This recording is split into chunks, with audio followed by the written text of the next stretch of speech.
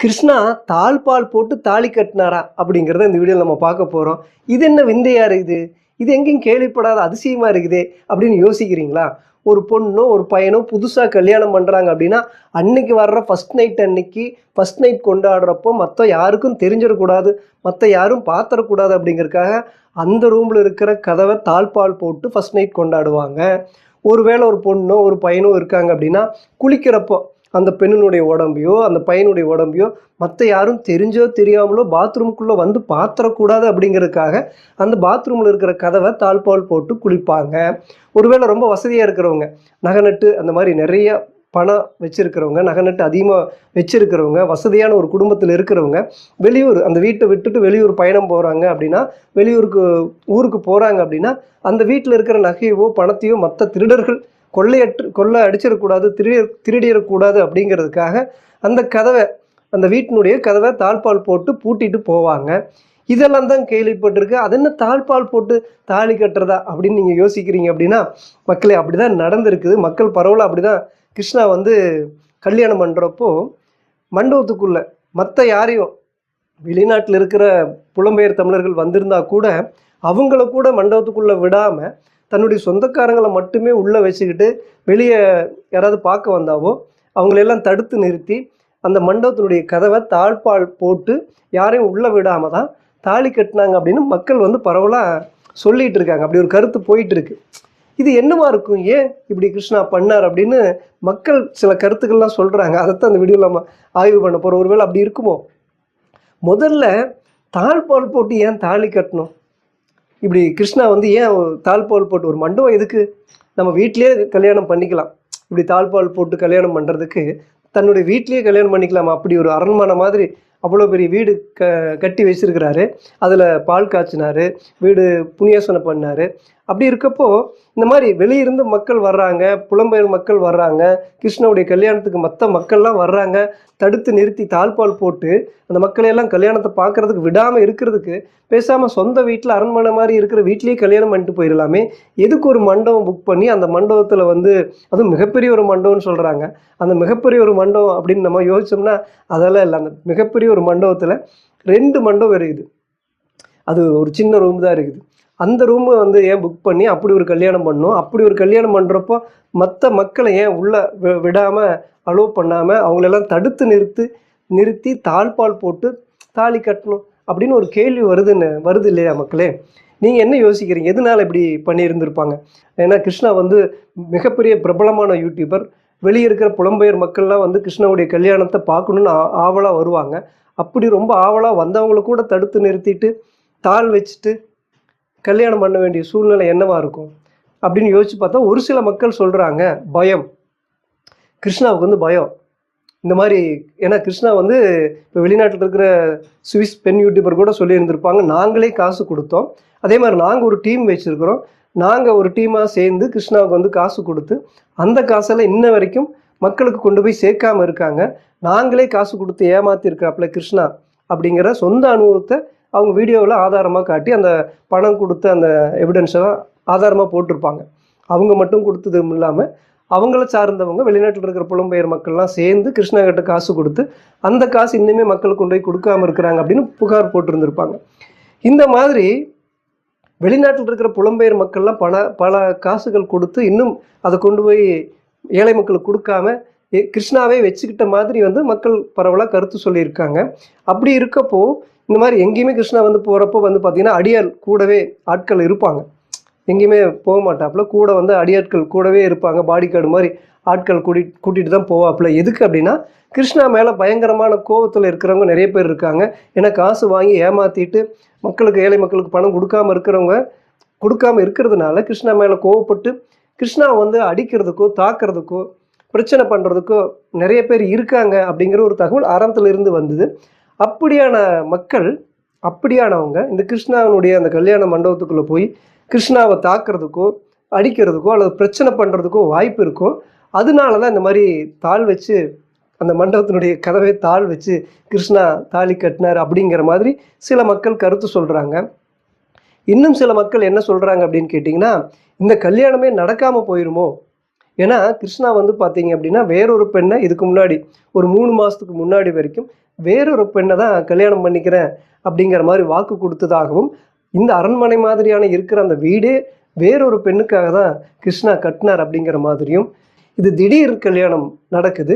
இப்போ திடீர்னு இந்த கல்யாணம் நடக்கிறதுனால இந்த கல்யாணத்தை யாராவது தடுத்து நிறுத்திடுவாங்களோ, கல்யாணம் என்ன சொல்கிறது நடக்காமல் இந்த இப்போ புதுசாக கல்யாணம் பண்ண போகிற அந்த பெண்ணையும் கிருஷ்ணாவும் கல்யாணம் பண்ணிக்கிறதுக்கு இல்லாமல் யாராவது தடுத்துருவாங்களோ அப்படிங்கிற பயத்தில் வந்து இந்த மாதிரி அந்த ரூமினுடைய கதவை தாழ்பால் போட்டு கல்யாணம் பண்ணாங்க அப்படிங்கிற மாதிரி சில பேர் கருத்து சொல்கிறாங்க.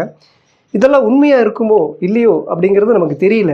ஆனால் மக்கள் இப்படி சொல்கிறாங்க இல்லையா, கிருஷ்ணாவை வந்து பணம் கொடுத்து ஏமாற்றிருக்காரு, பணம் இன்னும் கொடுக்காமல் இருக்கிற அந்த விஷயம் தெரிஞ்சு சில பேர் வந்து கிருஷ்ணாவை தாக்குறதுக்காகவோ அடிக்கிறதுக்காகவோ மக்களில் ஒரு சிலர் வந்து அந்த மாதிரி இருக்காங்க அப்படிங்கிற விஷயம் உறுதியாக நம்ம நம்புகிற மாதிரி அது உண்மையாக இருக்குமோ அப்படின்னு நம்ம யோசித்து பார்க்குற மாதிரி தான் கிருஷ்ணா அந்த கல்யாணத்தன்னைக்கு வந்து பார்த்திங்கன்னா ஒரு பீதியிலேயே இருக்கிற மாதிரி, ஒரு பயத்திலேயே இருக்கிற மாதிரி தான் இருந்தது. கூலிங் கிளாஸ் கண்ணாடி போட்டு கூட அந்த தன்னுடைய பயத்தை மறைச்சிக்கிற மாதிரி தான் அந்த கல்யாணம் ஃபுல்லாகவே இருந்தாப்புல. முக்கியமான நபர்கள் எல்லாமே கண்ணாடி போட்டு தன்னுடைய கண்ணில் இருக்கிற அந்த பயத்தை மறைச்சிக்கிட்ட மாதிரி நம்ம நினைக்கிற மாதிரி தான் இருக்குது. பெண் பிள்ளையை தவிர மற்ற எல்லாருமே கொஞ்சம் பயத்தில் இருக்கிற மாதிரி தான் இருந்தது. பெண் பிள்ளை மட்டும்தான், அந்த மணப்பெண் மட்டும்தான் ரொம்ப ஹாப்பியாக இருக்கிற மாதிரி இருந்துச்சு. ஒருவேளை இந்த கல்யாணமே நடக்காமல் போயிருமோ அப்படிங்கிற பயத்தில் இது கிருஷ்ணா அப்படி அந்த கண்ணாடியெல்லாம் போட்டு இருந்தாரா, இல்லை ஒருவேளை 3 மாதத்துக்கு முன்பு வரைக்கும் 3 வருஷமாக கல்யாணம் பண்ணிக்கிறேன்னு ஒரு வாக்கு கொடுத்து ஒரு பெண்ணை லவ் பண்ணிகிட்டு இருந்த அந்த பெண் இந்த வீடியோவை பார்க்குறப்போ, நான் திடீர்னு விருப்பமே இல்லாமல் என்னுடைய விருப்பத்துக்கு மாறாக நான் விருப்பப்படாமல் திடீர்னு இப்படி ஒரு கல்யாணம் நடக்குது, நான் ரொம்ப சோகமாக இருந்தேன் அப்படின்னு அந்த பெண்ணுக்கு காட்டுறதுக்காக சோகமாக இருந்தாரா, அந்த சோகத்தை மறைக்கிறதுக்காக கண்ணாடி போட்டிருந்தாரா, என்ன ஏதுன்னு தெரியல. மக்களே, எனக்கு ஒரு கேள்வி என்ன அப்படின்னா, அது மக்கள் இப்படி சொல்கிறப்போ என்னுடைய கேள்வி என்னவா இருக்குதுன்னா, புதுசாக ஏன் ஒரு பெரிய மண்டபம் புக் பண்ணோம்? பெரிய மண்டபத்தில் அது பெரிய மண்டபம் இல்லை, அந்த மண்டபத்தில் 2 ரூம் தனித்தனியாக ஒரே டைமில் 2 கல்யாணம் நடக்குது. அப்படி ரொம்ப பெரிய மண்டபம் புக் பண்ணியிருந்தா கூட அத்தனை சீட்டும் காலியாக இருக்குது.